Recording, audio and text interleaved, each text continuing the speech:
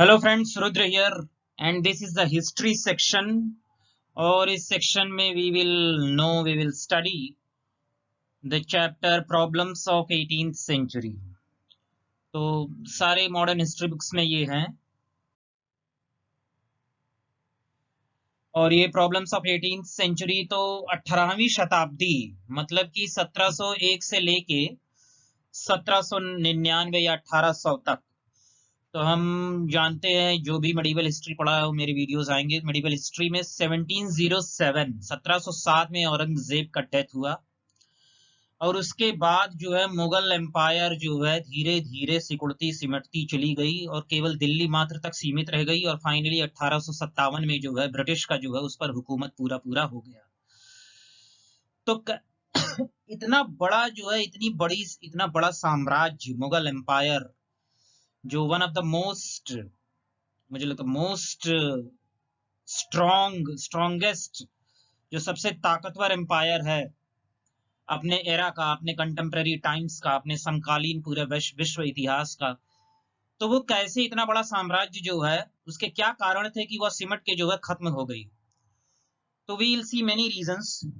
तो one of the reasons, उनमें से एक कारण है लेकर मुगल्स की, बाद के जो मुगल गद्दी पे, साम्राज्य की गद्दी पर जो भी राजा आए, उनका चरित्र और उनका जो है मानसिकता, और उनके जो नोबल्स हैं, जो वजीर हैं, जो तमाम ऑफिशियल्स हैं, उनका क्या चरित्र था, उनका क्या कैरेक्टर था, और क्या कारण था, उनका क्या योगदान था इसके वर्सनिंग में और इसके जो है खत्म होने में। तो वी विल सी कि औरंगजेब जो है जब मरा तो कई सारे प्रॉब्लम्स जो है वो छोड़ के गया। जैसे उसकी जो दक्कन की पॉलिसी नीति थी, जो 25 साल उसने जो है दक्कन की विजय के लिए उसने जो है पूरा समय दिया, और प्लस उसकी रिलीजियस जो पॉलिसीज थी, धार्मिक असहिष्णुता की, और उसके जो तमाम विवाद थे राजपूतों से, शिवाजी से, और जो है गुरु गोविंद सिंह से, सिखों से, तो कई सारी समस्याओं का जो है उसका राज्य जो है कई सारी समस्याओं का देखते हैं कि वो जननी थी,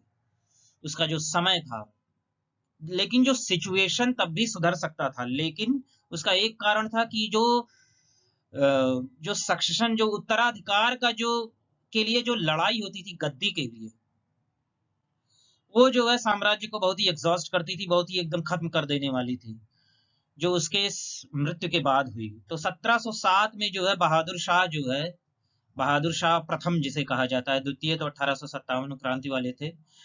औरंगजेब के बाद बहादुर शाह प्रथम जो है वो भी काबिल आदमी थे, लेकिन उसके बाद जो है no able far sighted and energetic rulers appeared on the throne. उसके बाद जो है जो भी राजा आए, जैसे जहांदर शाह हुए, फारूक सियार हुए, शाह आलम हुए, मोहम्मद शाह, यहाँ तक कि मतलब उतने वीक विल्ड था, उनकी जो इच्छा शक्ति बड़ी कमजोर थी, अंदर से भी कमजोर थे, वो मानसिकता के राजा कहलाने योग्य नहीं थे, लग्जरी लविंग थे, जिन्हें उन्हें अय्याशी, वैभव, ये सब ज्यादा पसंद था, विलासिता का जीवन जीने वाले थे। और औरंगजेब में ये सब बुराइयां तो नहीं थी, भले ही वो कई मायनों में गलत था, लेकिन he was a man of capacity. उसके अंदर विल पावर था, और वो जो है एक मजबूत, एज ए राजा तो मजबूत था। हालांकि उसके जो है कई सारी नीतियां जो है खराब थी, और जो उस मुगल एम्पायर के लिए जो है गलत साबित हुई उसके भविष्य के लिए। तो जो लड़ाइयां हुई गद्दी के लिए, उनमें देखा जाता है कि बहुत सारे एबल कमांडर्स, जो योग्य सेनाधिकारी थे, जो ट्राइड वॉरियर्स थे, जो ऐसे योद्धा थे जो समय पर काम आते, और ऐसे कई अनगिनत जो है सोल्जर्स, योद्धा थे, सैनिक थे, उनकी सब जो आपस में ही लड़ते थे। एक ही राज्य के सैनिक और योद्धा सब आपस में लड़ते थे। क्यों? क्योंकि वो किसी ना किसी जो है प्रिंस के, किसी ना किसी राजकुमार के जो है साइड में लड़ रहे थे। तो एक दूसरे के साइड में लड़ने से जो है कई सारे जो है एबल कमांडर्स, वॉरियर्स, जो सोल्जर्स हैं, उनका जो है वो खत्म हो गए। तो इससे जो है आर्मी वीक हुई, और जो है एडमिनिस्ट्रेटिव जो प्रशासन का जो एक फैब्रिक है पूरे सोसाइटी में, वो वीक हुआ। अब ये देख लेते हैं प्रीलिम्स पर्सपेक्टिव से, इट्स इंपॉर्टेंट कि जो है औरंगजेब 1707 में इसका डेथ हुआ, फिर बहादुर शाह प्रथम आए 5 साल के लिए। इनका टाइटल था शाह आलम वन। जो शाह आलम द्वितीय हैं, जो बक्सर युद्ध में जो है अंग्रेजों से हारे हैं, वो दूसरे हैं। ये शाह बहादुर शाह प्रथम है, ये वो बहादुर शाह नहीं है जाफर, जो 1857 की क्रांति में थे। ये बहादुर शाह प्रथम है, ये औरंगजेब के जो है बेटे। 1707 से 1712 5 साल इनका राज रहा। फिर जहांदर शाह आए, 1 साल का राज था। फिर फारूक सियार आए 1713 से 1719 6 साल। फिर मोहम्मद शाह, इनका जो है टाइटल था रंगीला। मतलब आप देख सकते हैं कि ये कितने विलासिता का जीवन और भोग का जीवन जो है पसंद करने वाले थे। फिर अहमद शाह आए 1748 में 1754। फिर उसके बाद आलमगीर द्वितीय, आलमगीर प्रथम। एक्चुअली आलमगीर एक टाइटल था औरंगजेब का, औरंगजेब का टाइटल आलमगीर था, लेकिन यहाँ पर जो है आलमगीर द्वितीय है 1754 से 1759। फिर उसके बाद शाह आलम द्वितीय, और इन्हीं के राज में जो है देखा जाता है बक्सर का युद्ध जो है लड़ा गया था अंग्रेजों के साथ। फिर अकबर द्वितीय आए 1806 से 1837। अकबर द्वितीय ही थे जो राम मोहन रॉय को राजा की उपाधि दिए थे। तो ये छोटी छोटी बातें हैं। अब ये जो है नोबिलिटी, उसका चरित्र कैसा था? The character of the nobility deteriorated. जो अधिकारी थे, जो नवाब थे, जो छोटे स्तर के राजा नहीं थे, जो छोटे स्तर के वजीर थे, जो मीर थे, मीर बख्शी, कई सारे पदाधिकारी थे, तो जितने भी अधिकारी कैरेक्टर था, उनका जो चरित्र था वो गिरता चला गया।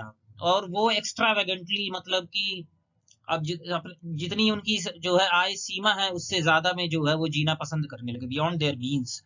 मतलब कि जय तो पाँव पसारी है तैती लांबी सौर, कि जितना जो है उसने में खर्च करो। बट ये ऐसा विश्वास नहीं, उन्हें लगता था कि मुगल साम्राज्य के अगर जो हिस्से हो गए हैं तो पूरी दुनिया उनकी जो है गुलाम हो गई है। तो even when they went out to fight, यहाँ तक कि इतना ओवर कॉन्फिडेंस देखे तो, मतलब कि वो है ना कि ओवर कॉन्फिडेंस तो कई कई को ले लिया है। Even when they went out to fight, जब भी वो बाहर लड़ने जाते थे, they surrounded themselves with comforts and frequently took their families. मतलब कि इतना ओवर कॉन्फिडेंस कि अपने परिवार को भी लड़ने में, मैदानी जंग में लेकर जा रहे हैं। और ये एक तरह का गैर जिम्मेदाराना रवैया है कि हमें जो है लड़ाई से कोई मतलब ही, हमारे नीचे के जो है सैनिक वही लड़ेंगे, हम तो केवल खुश रहने के लिए यहाँ पर हैं, जिम्मेदारी नहीं है। तो जहां कर्तव्य नहीं होता है वहां विनाश जो है एकदम निश्चित हो जाता है। The nobility was transformed into warring factions. तो जितने भी लोकल चीफ्स थे, जो मुखिया थे गांव के, या कई सारे गांव के, या जो अधिकारी थे, ये जो पॉलिटिकल जो एक कंफ्यूजन था, राजनीतिक जो कयास था उस टाइम का औरंगजेब के मरने के बाद, कि जो आपस में ही राजकुमार सब लड़ रहे हैं, नोबल्स लड़ रहे हैं, कोई जो है कोई किसी के पीछे पड़ा हुआ, कोई किसी के पीछे पड़ा, तो जो अराजकता का माहौल था, तो उसमें जो कई सारे लोकल चीफ्स हुए, जो मुखिया हुए, जो अधिकारी हुए, उन्होंने इस कंडीशन का फायदा उठाया और अपना पोजीशन, अपनी जगह जो है मजबूत करने की कोशिश की। They try to acquire greater autonomy, खुद जो है इंडिपेंडेंट होने की कोशिश की। और वो जो है मुगल साम्राज्य की एकता पर वो एक तरह का प्रहार था, एक तरह की चोट, कि जो है उस जो है राजनीतिक अराजकता का जो माहौल था, उसको जो है ठीक करने के बजाय अपने सेल्फिश, अपने स्वार्थ के लिए जो है, और अपने ऑफिसर्स को, अपने पद को जो है हेरिडिटरी, अनुवांशिक बना दिए कि हमारा बेटा जो है इस पे राज करे, ऐसा कुछ किया जाए उपाय। तो nobody worked in favor of the unity of the Mughal Empire. Why? Because the officials, the local chiefs, the nobility, उसका जो चरित्र था, वो अपनी जिम्मेदारी, अपना कर्तव्य भूल कर जो है अपने ऐशो आराम, भोग विलास में जो है लिप्त था, और अपने जो है अपनी अपनी की सबकी पड़ी थी। तो जब सबकी अपनी अपनी पड़ी होती है, तो परिवार हो चाहे राज्य हो, सब कुछ डूब जाता है। तो नोबल्स वेर प्योरली एजुकेटेड, मतलब इतना शिक्षित हो गए, फिर भी कोई एग्जाम तो था नहीं, कोई किसी को भी नियुक्त कर देता था, एम्परर ही नियुक्त करता था सारे अधिकारी को, जो राजा था, जो सम्राट था। तो many of them even neglected the art of fighting, लड़ने की कला, मतलब की जो प्रैक्टिस थी वो भी छूट गई। तो आप लोग जैसे देख सकते हैं कि मेंस के लिए बोला जाता है कि आंसर राइटिंग प्रैक्टिस करो। वाई? बिकॉज कि आप अगर जो आंसर राइटिंग प्रैक्टिस नहीं करेंगे, तो you won't be able to write very perfectly, very good, in a very good वे।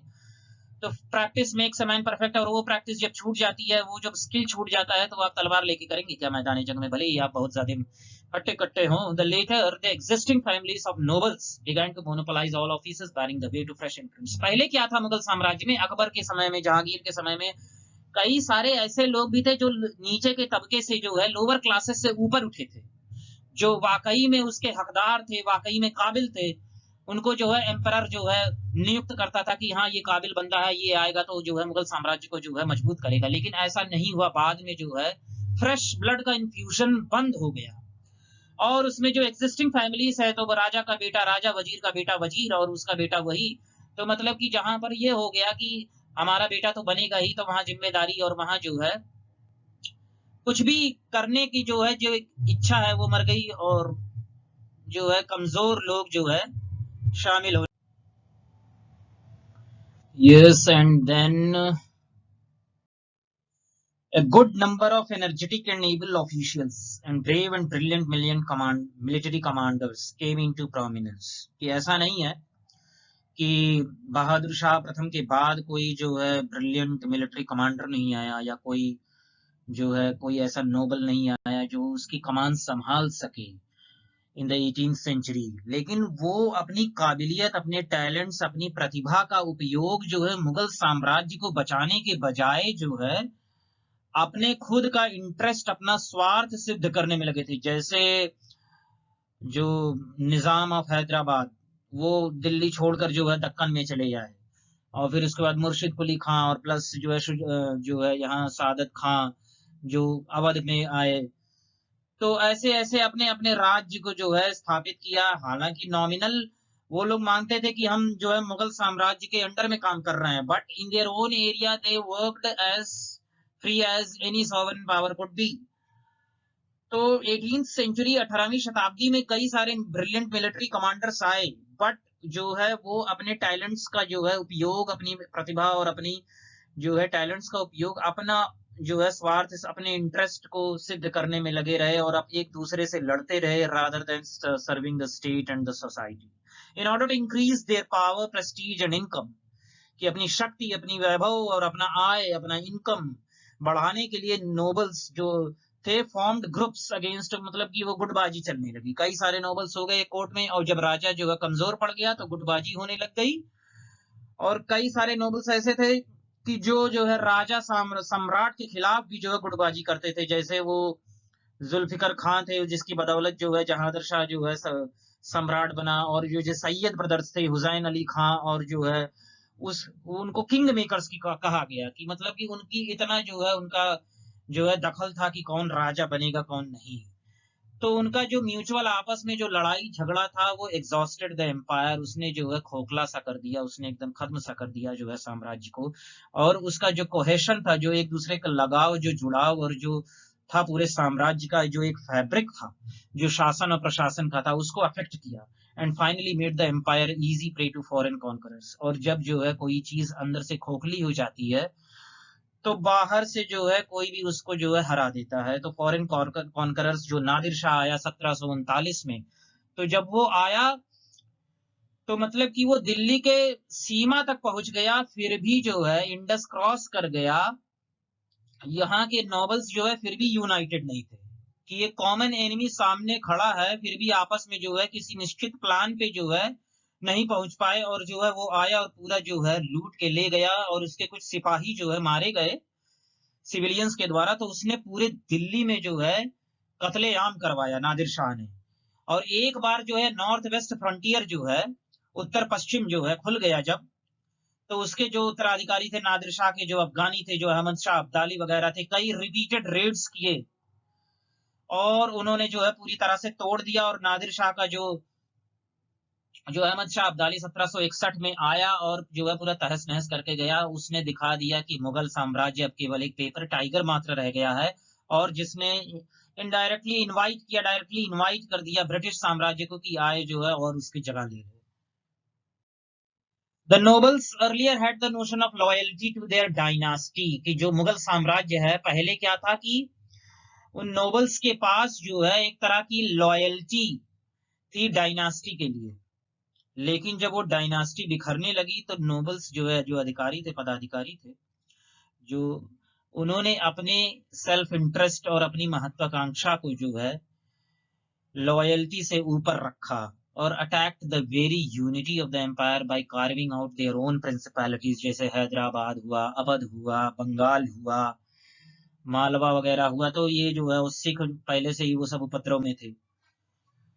और जो दूसरा नया एलिमेंट, जो नया एक फीचर जो है मुगल राजनीति में जो शामिल हुआ इन द, जो बाद में जो है उत्तराधिकार के लिए जो लड़ने लगे कई सारे राजकुमार, वो ये कि पहले जो है शक्ति और राज्य गद्दी के लिए लड़ाई जो है प्रिंसेस राजकुमारों के बीच में होती थी, लेकिन अब अब जितने पदाधिकारी थे जो महत्वपूर्ण थे, जो योग्य थे, वो जो है केवल सपोर्ट नहीं किया राजकुमार को, बल्कि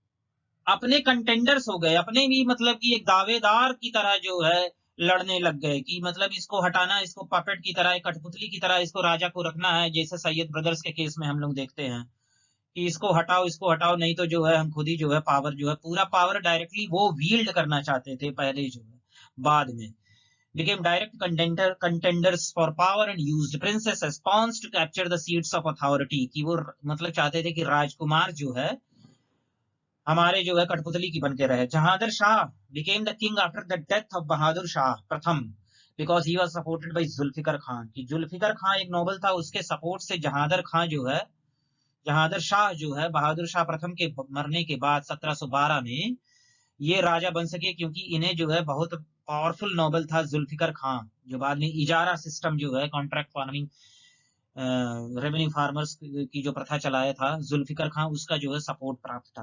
तो हम देखते हैं प्रॉब्लम्स ऑफ 18th सेंचुरी कोई जो है एक छोटा मोटा प्रॉब्लम नहीं था, बहुत बड़े कारण थे, और हम सक्सीडिंग वीडियोस में देखेंगे, आने वाली वीडियोस में, और कौन कौन से कारण थे जिसने मुगल साम्राज्य को खत्म कर दिया, और भी क्या क्या कारण थे जिसने ब्रिटिश गवर्नमेंट को स्थापित किया। तो कीप विजिटिंग माई वीडियोस।